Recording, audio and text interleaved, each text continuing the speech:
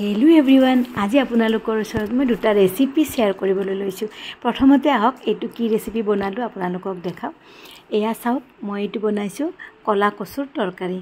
आपनालोके कुले खाइने केতিয়াबा साउकसुन केनेके बनालो। एया कला कचुखिनि মই ইয়াৰে আবিলাক পেলাই লৈছো আৰু এনেকে কাটি লৈছো আৰু এতিয়া এইখিনি মই এটা প্ৰেসাৰত দি অকমান পানী দি ধুনিয়াকে বইল হ'বলৈ দিছো। দুটা তিনিটা মান চিটি দিয়াৰ পিছত মই এইখিনি নমাই পানীখিনি সেকি লৈছো। এতিয়া চাওক মই কাটি লৈছো নহৰু কেইফুটামান পিয়াজ আৰু লৈছো শুকান জলকীয়া। এতিয়া কেৰাহীখন গৰম কৰি লৈছো আৰু ইয়াতে মই সৰিয়হ তেল অকমান দিছো।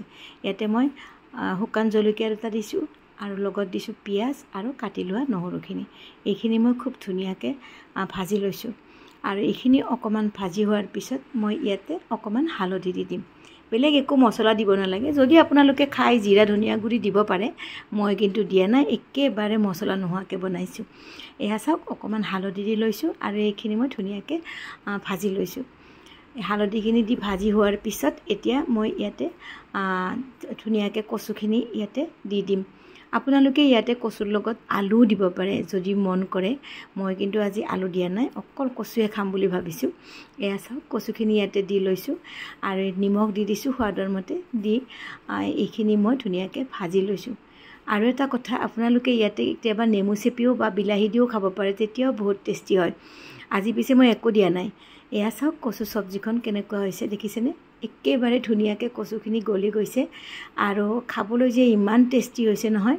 এয়া চাওকচোন, দেখিছে কচু সবজিখন হয়নে? জিভা পানী পৰিছে নে খাবলৈ আপোনালোকৰ?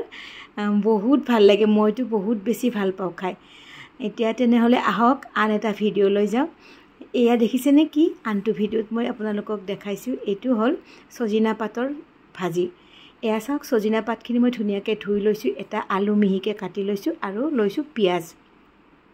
সজিনা পাতৰ বহুত বেছি উপকাৰ আছে, আপোনালোকে জানে চাগে। এই চকুৰ কাৰণে বহুত বেছি ভাল হয়।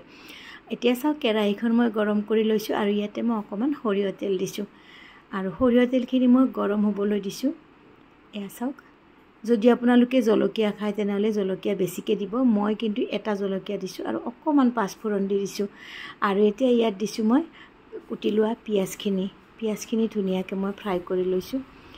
যদি আপোনালোকে নহৰু খাই ভাল পায় তেনেহলে ইয়াতে নহৰু দিব পাৰে।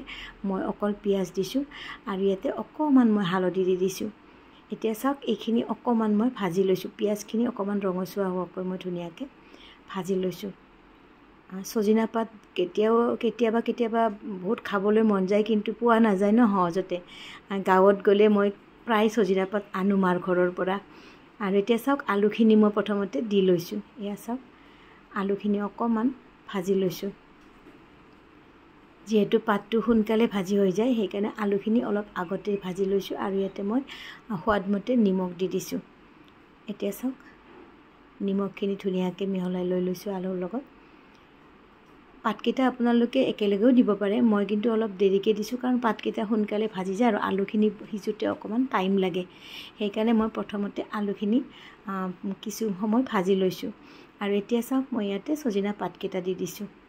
এয়া দেখিছে নহয়? দেখিবলৈ যে ইমান ধুনিয়া লাগে নহয়, আকৌ খাবলৈও সিমানেই ভাল লাগে আৰু ইমানেই উপকাৰী। ই হেনো প্ৰেসাৰটো মানুহৰ নৰমেল কৰি ৰাখে। আৰু এয়া চাওক আমাৰ সজিনা ভাজি হৈ গ'ল। যদি আপোনালোকে খোৱা নাই কেতিয়াও তেনেহলে এনেকে সজিনা পাতৰ ভাজিখন খাই চাবচোন। আৰু যদি ভাল পায় মোক লাইক কমেন্ট কৰিব মোৰ ভিডিওত। দুখন সবজি যদি আপোনালোকে ভাল পাইছে তেনেহলে মোৰ লাইক কমেন্ট এটা কৰিব বুলি আশা ৰাখিলো। আৰু পিছলৈ আকৌ এনেকুৱা ভিডিও লৈ আপোনালোকৰ ওচৰত আহিম। আজিলৈ বাই বাই, সি ইউ।